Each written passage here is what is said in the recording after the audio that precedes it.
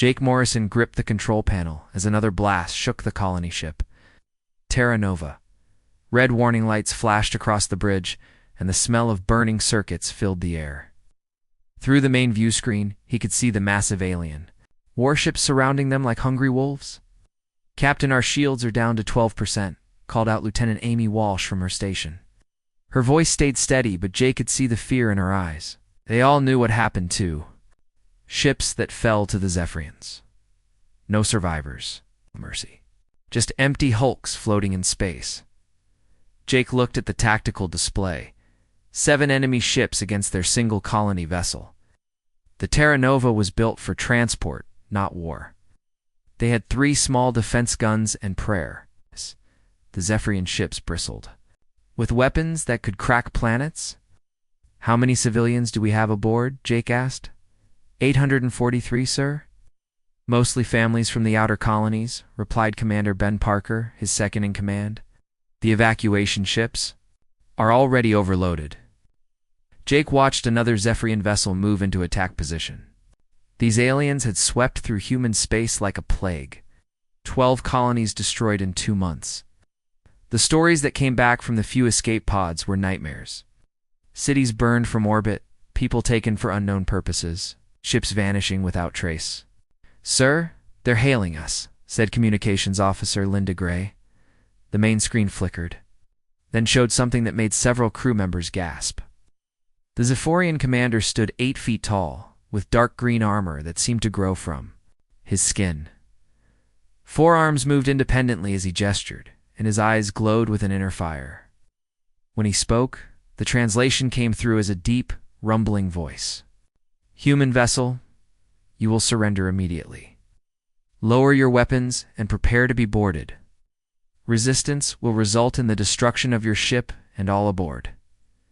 Jake stepped forward. "This is Captain Morrison of the colony ship Terra Nova. We're carrying civilian families, including children. They're not soldiers. Let them go and I'll surrender the ship." The alien commander tilted his massive head. "You are in no position to make demands, human. You have 60 seconds to comply, or we will open fire." The connection ended, leaving the bridge in tense silence. Jake looked around at his crew, good people who had signed up to explore new worlds, not fight impossible wars. Amy Walsh was barely 25. Ben Parker had 3 kids back on Earth. They didn't deserve to die because aliens decided humans were a threat. "Captain, the evacuation pods are ready," Ben said quietly. "We can get most of the civilians away if we keep the Zephyrians busy." Jake nodded, then activated the shipwide communication system. "This is the captain. All civilians report to evacuation stations immediately. Crew members assigned to evacuation duty, get those pods away from the ship. Everyone else, prepare for boarding." He turned to his bridge crew. "I want you all on the evacuation pods. That's an order." "Sir, we're not leaving you," Amy said, her hand moving to her sidearm. Double quotes. "Yes, you are. One needs to make sure those families get home safe. I'll handle the surrender." Jake's voice brooked no argument. "If I can buy you enough time to get clear, then this won't be for nothing." Ben stepped closer. "Jake, you know what they do to prisoners?" "The stories from Kepler-7, from New Houston. They don't take people to chat about the weather. Maybe not. But someone has to try talking to them. Maybe if they get what they want from me, they'll leave the civilians alone." Jake moved to his command chair and began entering his authorization codes. "Besides, we've heard stories, but no one's ever come back to tell us what actually happens. Could be our intelligence is wrong." The evacuation alarm started blaring. Jake could see the small pods launching from the Terra Nova's belly, racing away into the darkness. Each pod held 20 people. Families huddled together, children crying, parents trying to stay strong. At least they had a chance now. 43 seconds until their deadline, Linda reported. Jake watched the last pod clear the ship's hull. "All crew to evacuation stations. I mean it. Go." One by one, his crew left the bridge. Amy was the last to go, pausing at the door. "Captain, it's been an honor serving with you. Take care of those families, Lieutenant. Get them home." When the bridge door closed, Jake was alone with the soft hum of ship systems and the distant rumble of enemy engines. He sat in his command chair and opened a channel to the Zephyrian fleet. "This is Captain Morrison. The civilians have evacuated. I'm shutting down weapons and shields. The ship is yours." Response came quickly. "Remain on your bridge, human. We are coming aboard." Jake deactivated the Terra Nova's defense systems and waited. Through the hull, he could hear the metallic sounds of docking clamps engaging. Heavy footsteps echoed through the corridors as the boarding party moved through. His ship, when the bridge doors opened, 4 Zephyrian soldiers entered. Up close, they were even more intimidating than on screen. Their armor looked organic, like it had grown rather than been manufactured. Weapons were integrated into their arms, and their movements showed deadly grace despite their size. The lead soldier approached Jake's chair. "You are the commander of this vessel. I am. You will come with us. Do not resist, or you will be damaged." Jake stood slowly, keeping his hands visible. "And coming peacefully, the ship's computer logs and navigation. Data are unlocked. Take whatever you need." Then he gestured toward the door with one of his forearms. "Move." As they escorted him through the corridors of his ship, Jake caught glimpses of other Zephyrian soldiers, systematically searching every compartment. They moved with military precision, not the wild destruction he'd expected. Whatever they were looking for, they were being thorough about it. The boarding craft was unlike anything in human technology. The walls seemed alive, pulsing with soft bioluminescent patterns. Jake was pushed into a small holding cell that sealed itself around him with what looked like muscle tissue rather than metal bars. As the craft pulled away from the Terra Nova, Jake pressed his face to the small viewing port. The evacuation pods were already tiny dots of light heading toward the jump point. At least the families would make it home to warn Earth about what was coming. Now he just had to survive long enough to find out what the Zephyrians really wanted. Jake spent 3 days in the alien holding cell before they came for him. The cell walls pulsed with a slow rhythm like a heartbeat, and the floor felt warm under his feet. Food appeared through a slot twice a day. Looked like gray paste, but tasted better than he expected. Water came from a spout that emerged from the wall when he approached it. During those 3 days, Jake studied his captors.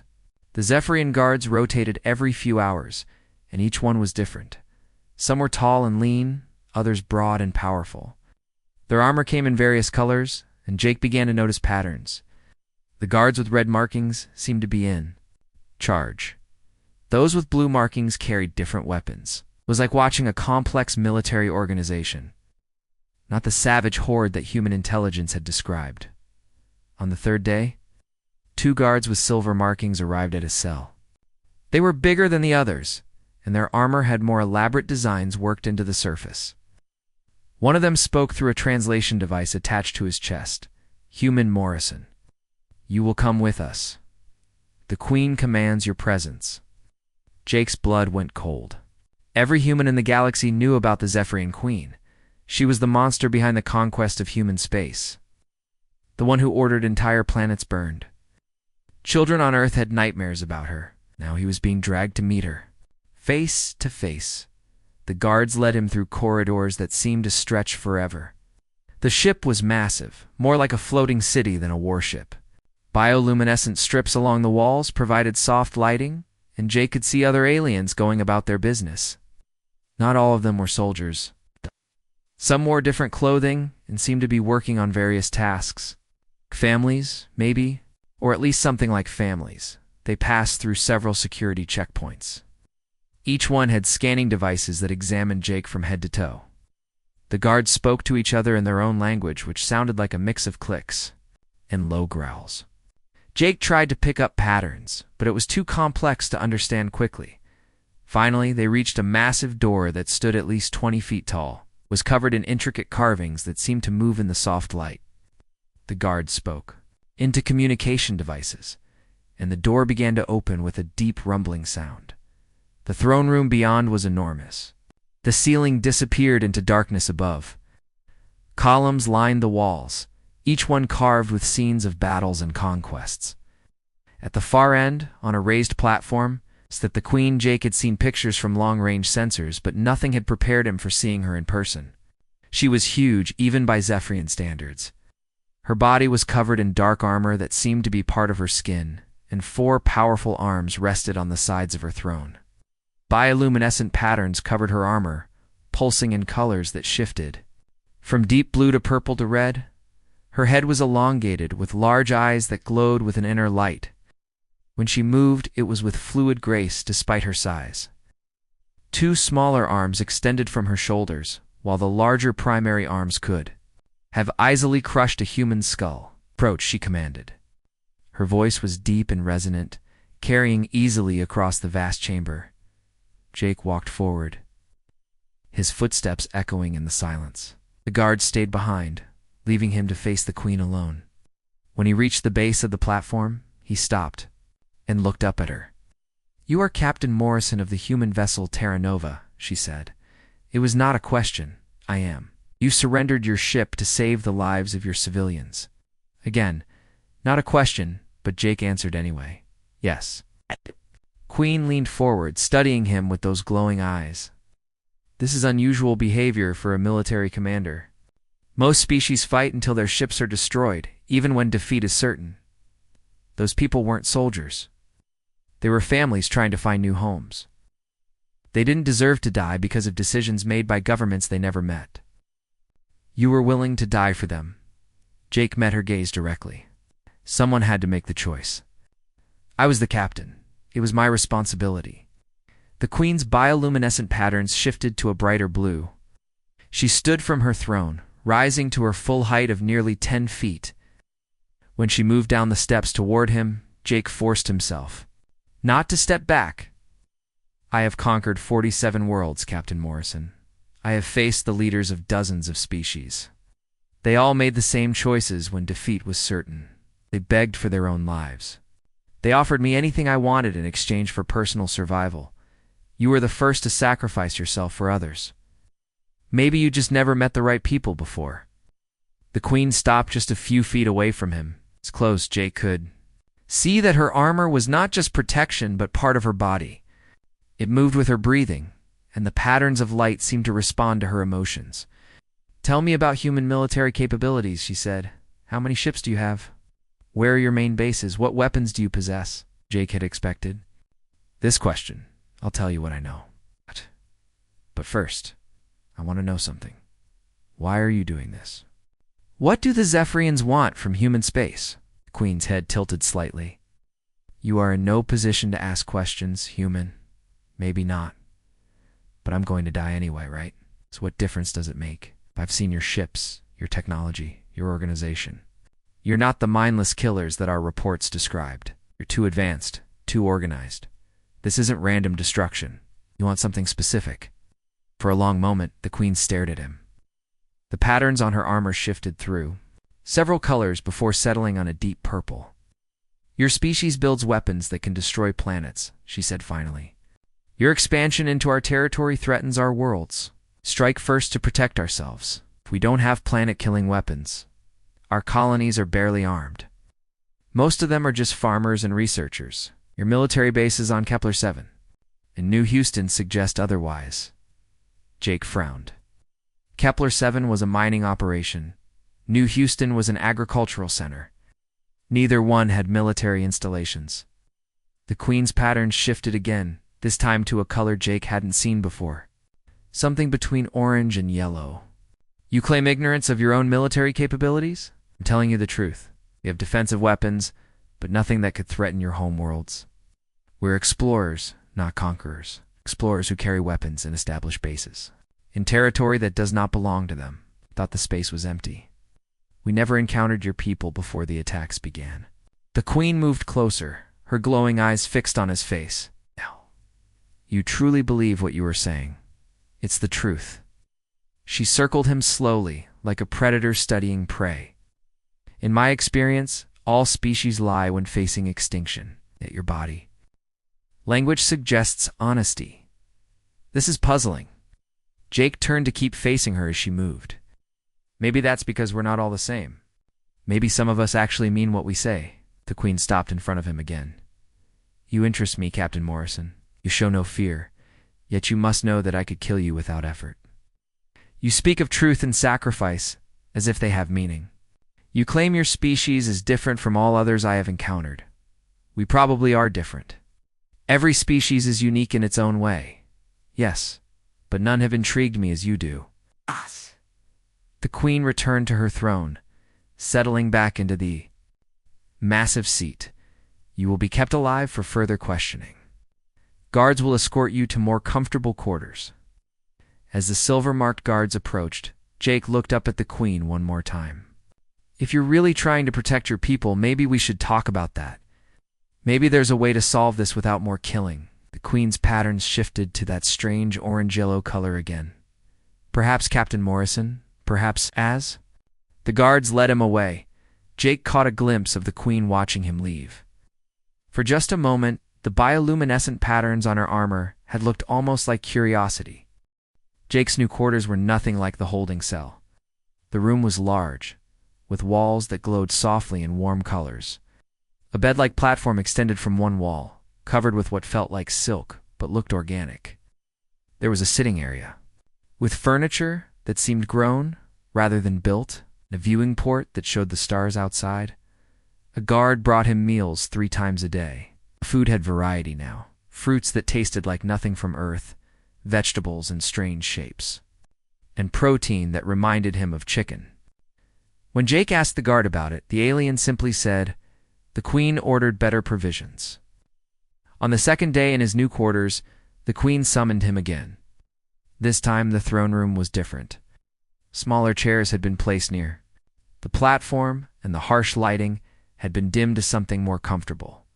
The queen sat on her throne, but her posture was less formal than before. "Sit," she commanded, gesturing to one of the chairs with a secondary arm. Jake sat down and looked up at her. The bioluminescent patterns on her armor were a steady blue-green color that seemed calm compared to the shifting colors from their first meeting. "You said your species explores rather than conquers," the queen began. "Explain this to me." "We leave our home world to find new places to live and learn about the universe. When we find a planet that can support life, we build settlements, study the environment, the geology, the life forms, if there are any. We try to understand how everything works together. And if you encounter other intelligent species," Jake thought about the handful of alien contacts humanity had made before the Zephyrian invasion. "We try to communicate, trade knowledge, maybe establish trade relationships. Learn from each other." The queen's head tilted slightly. "You do not attempt to conquer them? Why would we? If they're intelligent, they probably have things to teach us. Knowledge is more valuable than territory. Yet you carry weapons on your ships. For defense, space is dangerous. There are pirates, natural hazards, and sometimes we encounter hostile species. But our weapons are for protection, not conquest." The queen was quiet for a long moment, her pattern shifting to a darker blue. "In my experience, all species expand through conquest. The strong take from the weak. It is the natural order. Maybe that's how it works for some species, but not for us. We've learned that cooperation works better than conquest. When we work together, we accomplish more than any of us could alone. Cooperation." The queen repeated the word like she was testing how it sounded. "This is when multiple groups work toward the same goal." Exactly, like when different human colonies share resources and knowledge. A mining colony might send metals to an agricultural colony, which sends food to a research station, which shares discoveries with everyone. Everyone benefits. The queen leaned forward. "And if one group refuses to cooperate, then we try to find out why. Maybe they need something we haven't offered. Maybe they're afraid of losing their independence. Usually there's a way to make it work if everyone wants to find a solution. What if they want to destroy you?" Jake considered this carefully. "And we defend ourselves. But we try to understand why they want to fight first. Sometimes conflicts happen because of misunderstandings." The queen's patterns shifted to that orange-yellow color again. "Do you believe that most conflicts are based on misunderstandings?" "A lot of them, yes. People fight when they're afraid, or when they think they're protecting something important. If you can figure out what they're really worried about, sometimes you can find a way to address it without fighting." The queen stood and walked to the viewing port, looking out at the stars. Tell me about human art. The sudden change of topic surprised Jake. Art? Like paintings and music? Yes. I have heard that humans create things that serve no practical purpose. Objects and sounds that exist only for aesthetic pleasure? We do. Art helps us express emotions and ideas that are hard to put into words. It brings beauty into our lives. Show me. Jake thought for a moment, then began to hum a simple melody. It was a song his mother had sung to him as a child, about hope and finding light in darkness. The tune was gentle and sad, but somehow comforting. When he finished, the queen turned back to him. Her patterns had changed to colors he had never seen before, soft purples and golds that seemed to flow across her armor like water. That sound pattern has no practical function, she said, yet it created a response in my nervous system. Why? Because it carries emotion. The person who wrote it was trying to share feelings of love and hope. When you hear it, you feel some of those same emotions. Emotion. The queen moved back to her chair, but this time she sat on the edge, leaning forward. Explain human emotions to me. Jake spent the next hour trying to describe feelings that seemed as natural as breathing. Love, joy, sadness, anger, fear, hope. The queen asked detailed questions about each one, as if she were studying a new form of technology. Your species makes decisions based on these emotions, she asked.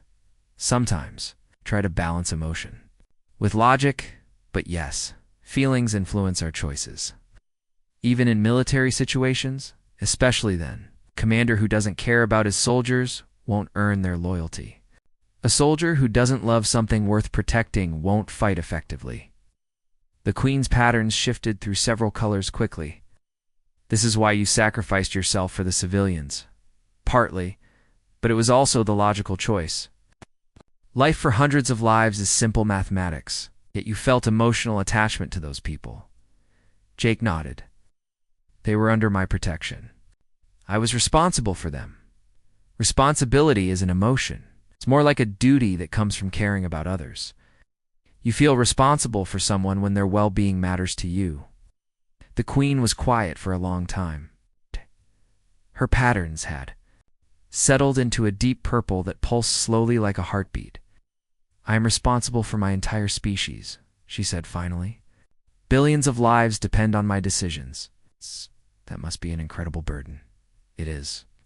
The queen's voice was softer than Jake had heard it before.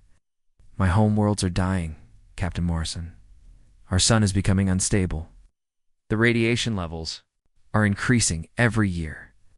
Our scientists estimate we have perhaps 50 years before our planets become uninhabitable. Jake felt a chill run down his spine. So you're looking for new worlds for your people. We must expand, or we will die.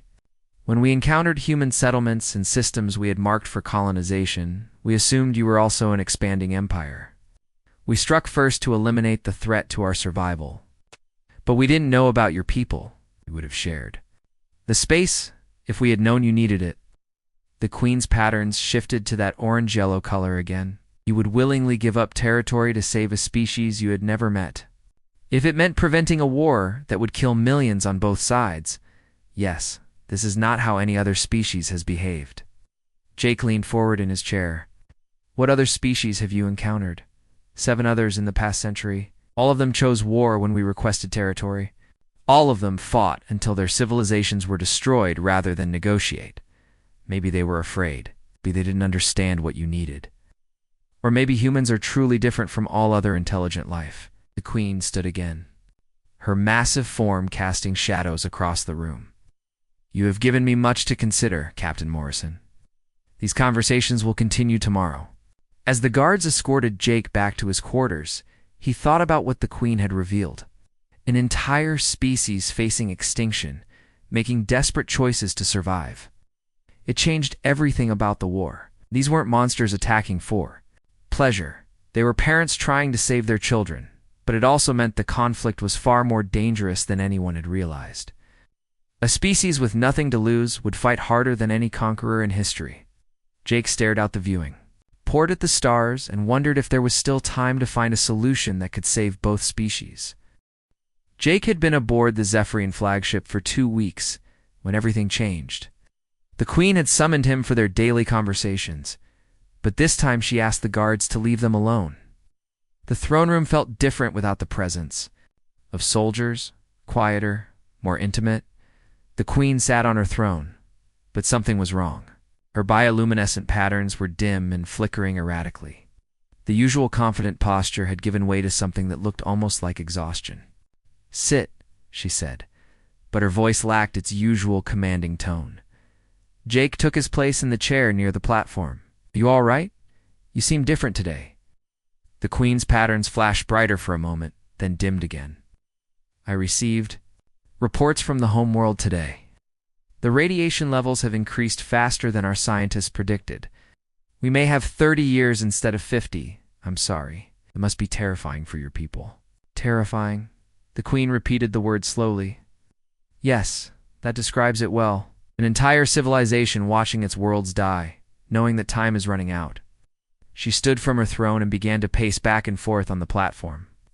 Jake had never seen her move with such restless energy before. "I have been thinking about our conversations, Captain Morrison, about cooperation and understanding, about the human way of solving problems through communication rather than conquest." "Oh, what about it?" The Queen stopped pacing and looked directly at him. "I spoke with my advisors about the possibility of negotiating with humanity, finding a peaceful solution to our territorial needs." Jake felt a spark of hope. "What did they say?" "They reminded me of my duties as Queen.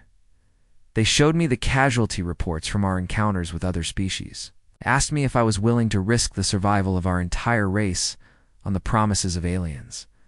The hope began to fade. "What did you tell them?" "I told them I would consider their counsel." The Queen resumed her pacing. "But I cannot stop thinking about what you said.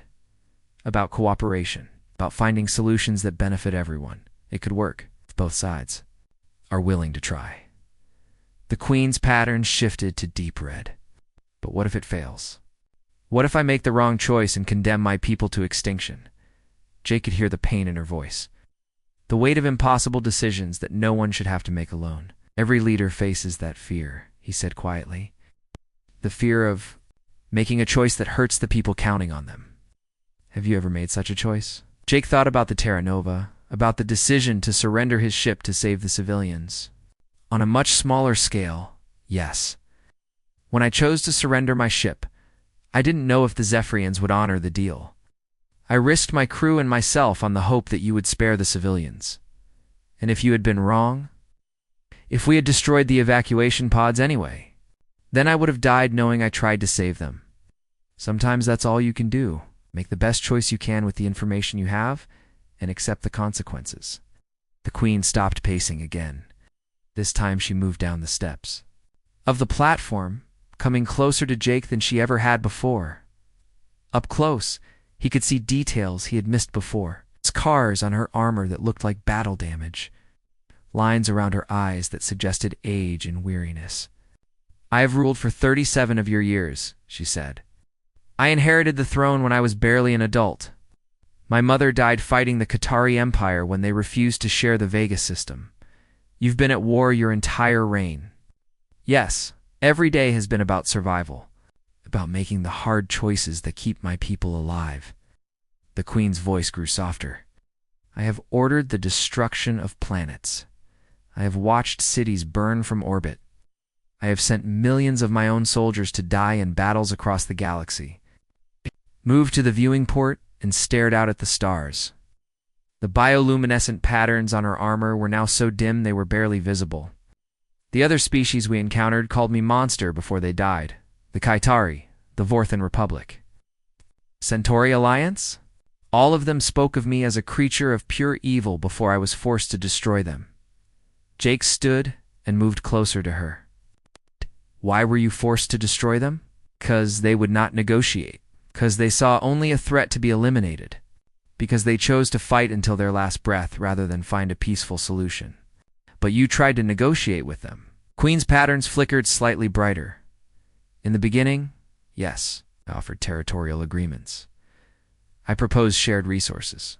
I even offered to serve as a client state under their protection if they would allow my people to settle on worlds they did not use, What happened? Kayatari responded by attacking our evacuation ships. The Vorthons tried to develop a weapon that would poison our atmosphere. The Centauri attempted to assassinate me during peace talks. The Queen's voice was barely above a whisper now. After that, my advisors convinced me that negotiation was a sign of weakness that other species would exploit. Jake felt a chill. As he understood what she was really saying, so you stopped trying to talk first. I began each new contact with overwhelming force. I made it clear that resistance would result in complete destruction. Some species surrendered immediately and were relocated to reservations. Others fought and were eliminated. How many? 12 species over 3 decades. Billions of lives. Ow. The Queen turned away from the viewing port to face him. And now I discover a species that claims to value cooperation over conquest. A species whose representative sacrifices himself to save others. A species that creates art and makes decisions based on emotion as well as logic. She moved closer to Jake, her towering form seeming to loom over him. But for the first time since he had met her, she didn't seem threatening. She seemed lost. I have spent my entire adult life believing that all intelligent species are fundamentally the same. Ow. That survival requires strength and ruthlessness. That the universe is a battlefield where only the strong survive. And now, the Queen's patterns began to shift through colors Jake had never seen before. Deep blues mixed with purples and golds, creating swirling patterns that were almost hypnotic. Now I discover that I may have been wrong. That there might have been another way. That some of those civilizations I destroyed might have been willing to cooperate if I had approached them differently. She knelt down on one of her lower arms, bringing her massive head closer to Jake's eye level. The glow from her patterns illuminated both their faces in the dim room. "Do you think I'm a monster? Human?" she asked, her voice barely above a whisper. "I've destroyed worlds, ended countless lives, brought fear to every corner of the galaxy. In your human stories, creatures like me are always the villain. The evil that heroes must defeat to save the innocent." Jake looked into her glowing eyes and saw something he had never expected. Vulnerability, pain, the crushing weight of decisions that could never be undone. "Every human leader who has ever lived has made choices that cost lives," he said slowly. "The difference between a leader and a monster is whether those choices were made from necessity or from cruelty. How can you tell the difference? Monsters don't question whether they're monsters. They don't feel pain over the choices they've made. They don't lie awake at night wondering if there was another way." The Queen's patterns suddenly blazed with warm golden light, so bright that Jake had to squint. The colors flowed across her armor like liquid fire, and for the first time since he had met her, she looked beautiful instead of terrifying. "You truly believe that?" she whispered. "I've seen real monsters. They sleep peacefully after ordering massacres. They feel pride in their cruelty. They never question their choices because they believe they're entitled to make them." Her glowing gaze steadily. "You carry the weight of every life you've taken. Yeah, that's not something a monster would do." The Queen remained motionless for a long moment, her patterns continuing to glow with that warm golden light. When she finally spoke, her voice was different, softer, more vulnerable than Jake had ever heard it. "Perhaps there is still time to choose a different path."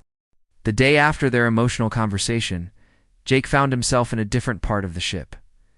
The Queen had summoned him to what appeared to be a planning room.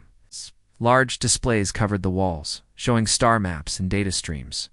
Several Zephyrian officers stood around a central table, their armor bearing the elaborate markings of high rank. Queen Zira stood at the head of the table.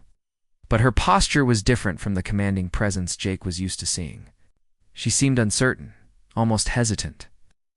"Captain Morrison," she said as he entered, "I've gathered my senior advisors to discuss a new possibility, one that you suggested." The advisors turned to look at Jake, their glowing eyes studying him with undisguised suspicion. One of them, whose armor was decorated with deep red patterns, stepped forward. "This is General Krex," the Queen said. "He has served as my military commander for 20 years. General Krex's voice rumbled through his translation. "Device, my Queen. I must protest this course of action.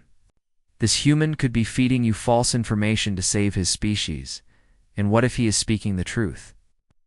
The Queen replied, "What if there is a way to save our people without destroying another civilization?" Other advisor, this one bearing purple markings, joined the conversation. "Your Majesty, we have protocols for dealing with other species. They have proven effective." Jake stepped forward. "Effective at what? Creating more enemies? Making the galaxy fear you so much that no one will ever trust you." The purple-marked advisor bristled. "Fear ensures compliance. It prevents resistance. It also prevents cooperation. If everyone is afraid of you, no one will offer to help when you need it." Jake looked around the room at the assembled officers. "Right now, you're facing extinction with the entire galaxy as your enemy. What happens when you find new worlds but can't maintain your technology? What happens when your population grows and you need even more space? You'll be back to conquest. And war forever." General Crex's patterns flashed angry red. "And you propose what? We trust the species we have been at war with? I propose that we find out if trust is possible." Jake moved to the central table, which displayed a three-dimensional map of local space. "You need planets that can support your people. Humans have terraforming technology that can make marginal worlds habitable. We also have experience in environmental restoration." The Queen's patterns shifted to that thoughtful orange-yellow color. "Explain this terraforming." "We can change the atmosphere of a planet to make it breathable. We can introduce plant life that will stabilize the ecosystem, can clean up radiation and toxic materials." Jake pointed to several systems on the map. "These red dwarf systems have planets that are too cold for most life, but with terraforming, they could support large populations. And why would humans help us with this?" asked the purple-marked advisor.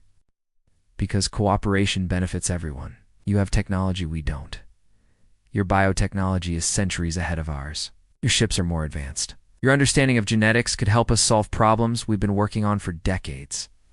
General Crex leaned over the table. "We could simply take what we need from you. You could try. But then you'd be back to war, back to making enemies, back to the same cycle that got you into this situation."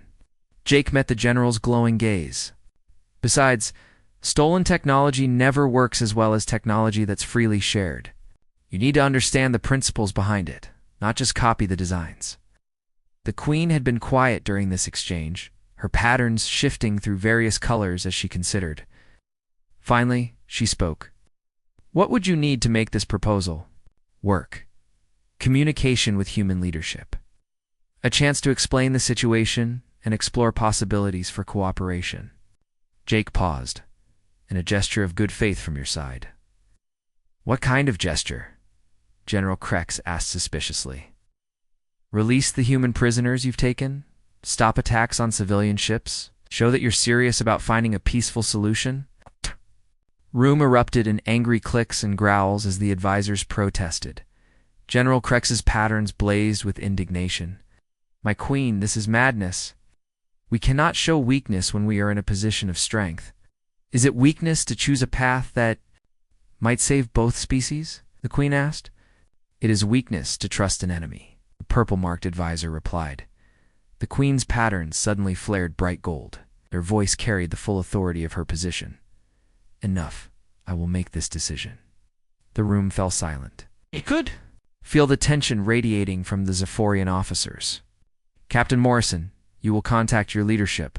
We'll explain our situation and propose cooperation.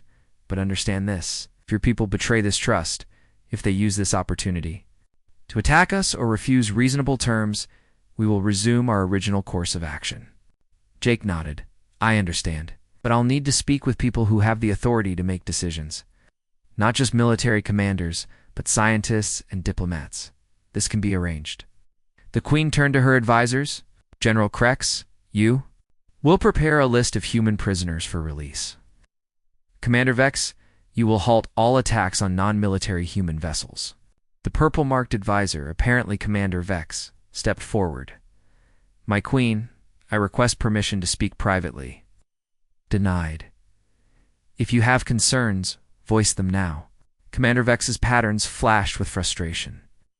"This plan relies on trusting a species we know nothing about. What if they agree to help but secretly develop weapons to use against us? What if they promise terraforming assistance but deliver poisoned worlds? Jake spoke up. Then you'll be in the same position you're in now, but you'll have tried something other than conquest first. And if we're wrong about humans, the Queen added, we still have our military capabilities. But if we're right, we could solve our problems without destroying another civilization. General Crex's posture remained rigid. Queen, I have served your family for decades. I watched your mother die fighting aliens who promised peace and delivered treachery. Cannot support this course of action. The Queen's patterns dimmed slightly. I understand your concerns, Crex, but I have also watched. Our people live in fear for decades, always fighting, always running from one crisis to the next. Perhaps it is time to try something different. She moved to the communication console at one end of the room. Captain Morrison, I am going to establish a secure channel to human space. You will speak with your leaders. You will have one opportunity to convince them that cooperation is possible. Jake felt the weight of both species' futures settling on his shoulders. I'll need to speak with Dr. Lisa Carter at the Colonial Development Authority. She's our leading expert on terraforming. And Commander Ryan Brooks from the Diplomatic Corps. He specializes in first contact protocols. These people have authority to make agreements. They have authority to negotiate. Any final agreement would need approval from the Colonial Senate, but they can speak for humanity in preliminary discussions. The Queen activated the communication system. You understand that if this fails, we return to our original plan. My people's survival comes first, I understand. But I think you'll find that humans are better allies than enemies. As the communication link established, Jake looked around the room at the Zephyrian officers. Some still showed hostility in their patterns, but others seemed curious about this new possibility. General Crex remained skeptical, but even he was paying attention. The Queen's patterns had settled into a steady blue-green glow. For the first time since Jake had met her, she looked hopeful. Dr. Carter, this is Captain Morrison. I'm calling. From a Zephyrian vessel, we need to talk about preventing a war. The response crackled through the speakers. Jake, we thought you were dead. Where are you? I'm safe. And I'm with someone you need to meet, someone who might help us solve both of our problems. The Queen stepped forward, her massive form visible in the communication pickup. Dr. Carter, I am Queen Zyra of the Zephyrian Empire. I believe it is time our species spoke directly. 3 months later, Jake stood on the observation deck of Harmony Station, a newly constructed space facility built at the edge of human and Zephyrian space. Through the massive viewing windows, he could see ships from both species working together to unload supplies and equipment. Human transport vessels moved alongside Zephyrian cargo ships, their crews learning to coordinate operations that would have been impossible just months before. Today was the signing ceremony. Representatives from both species had spent weeks negotiating the details of their alliance.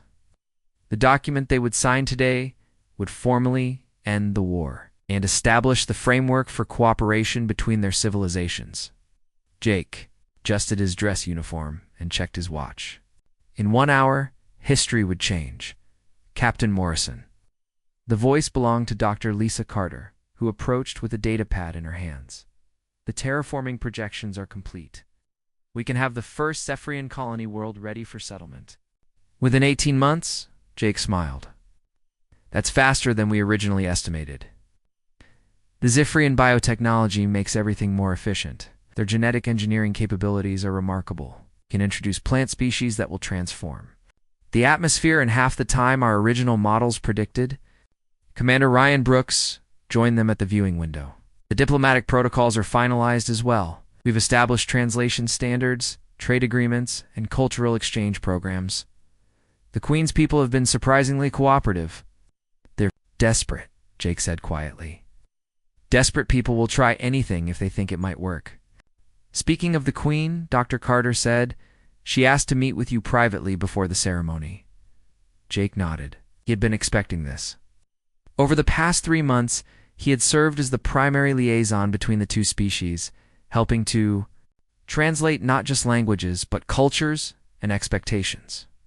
The Queen had relied on his advice throughout the negotiations, He made his way through the station's corridors, past groups of humans and Zephyrians working together on various projects. His sight still amazed him.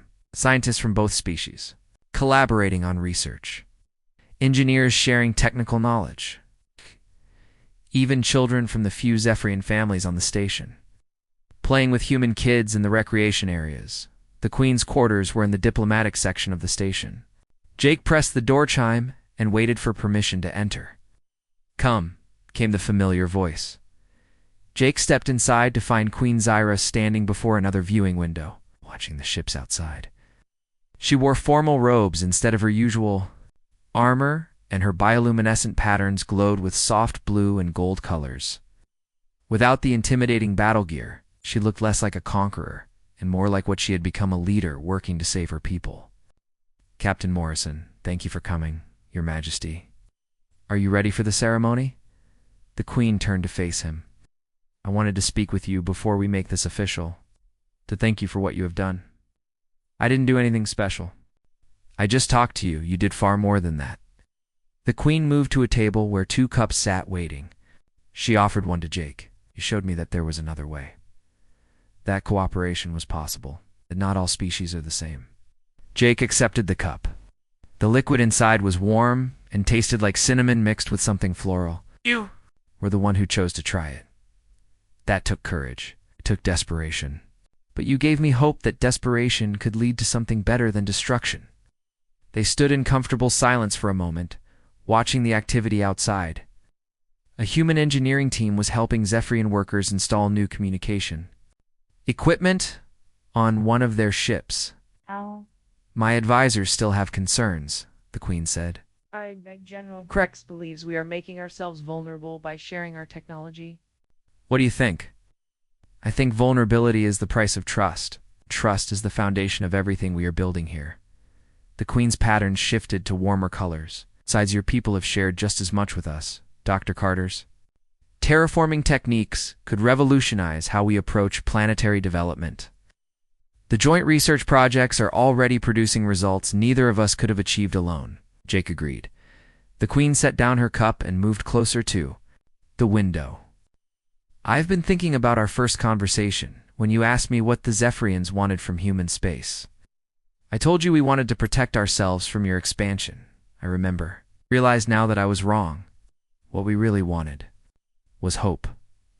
Hope that our children would have a future. Hope that our civilization would survive. Hope that we could find a place in the galaxy without destroying everything in our path." Jake joined her at the window. "And now we have that. Hope, not just for survival, for something better. Partnership. Growth. A future where our children can learn from your children, and your children can learn from ours." A chime sounded through the station, indicating that the ceremony would begin. "In 30 minutes, I should return to my quarters to prepare," the Queen said. "Your Majesty, can I ask you something?" "Of course. Do you ever regret the path that led us here? The war, the destruction, all the lives lost?"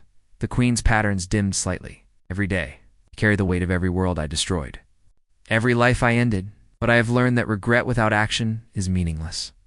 I cannot undo the past, but I can work to ensure that the future is different.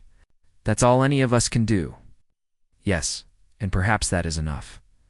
The ceremony took place in the station's main auditorium. Representatives from both species filled the seats, while news crews recorded every moment for broadcast across human and Zephyrian space. Jake stood with the human delegation, watching as the Queen approached the signing table. She had chosen to appear without any of her royal regalia. No crown, no ceremonial weapons, no symbols of conquest. Instead, she wore simple robes that allowed her natural bioluminescent patterns to shine through. The effect was striking. She looked powerful but peaceful, regal but approachable. Dr. Carter stepped forward first, representing the Human Colonial Union. She signed the treaty with a steady hand, then moved aside for Commander Brooks to add. His signature as the diplomatic representative, Queen Zyra, approached the table next. She picked up the specially designed stylus that could accommodate her four-fingered hands and paused for a moment over the document. Her patterns blazed with golden light as she signed her name in both human letters and Zephyrian symbols. The auditorium erupted in applause from both species. Jake found himself smiling as he watched humans and Zephyrians celebrating together, but the real celebration came later. In the station's observation lounge, Jake found himself once again standing beside a viewing window, but this time he wasn't alone. Queen Zyra stood next to him, along with Dr. Carter, Commander Brooks, and several other representatives from both species. Outside, the first joint colonization fleet was preparing to depart. Human terraforming ships accompanied by Zephyrian bioengineering vessels, heading for a system where they would build the first truly integrated colony in galactic history. "It's beautiful," Dr. Carter said, watching the ships begin their departure. "Hope made real," the Queen replied. Her patterns glowed with colors Jake had never seen before, bright, joyful hues that seemed to dance across her skin. Jake thought back to that first day in the throne room, when he had faced what he thought was a monster bent on humanity's destruction. Now he stood beside a friend and ally, watching their species take the first steps toward a shared future. "Do you think it will work?" Commander Brooks asked. Queen Zyra's patterns brightened even more. "Captain Morrison once told me that cooperation works better than conquest." "I believe he was right," Jake smiled. "I learned that from watching you. You chose to trust when everything in your experience told you not to. That's the real courage that made this possible." As the last ships departed for their historic mission, Jake realized that sometimes the most important battles were won, not with weapons, but with words. Not through conquest, but through the simple act of choosing to see the person behind the trade. Monster. The war was over. The alliance had begun. And somewhere in the darkness between the stars, two species were about to build something beautiful together.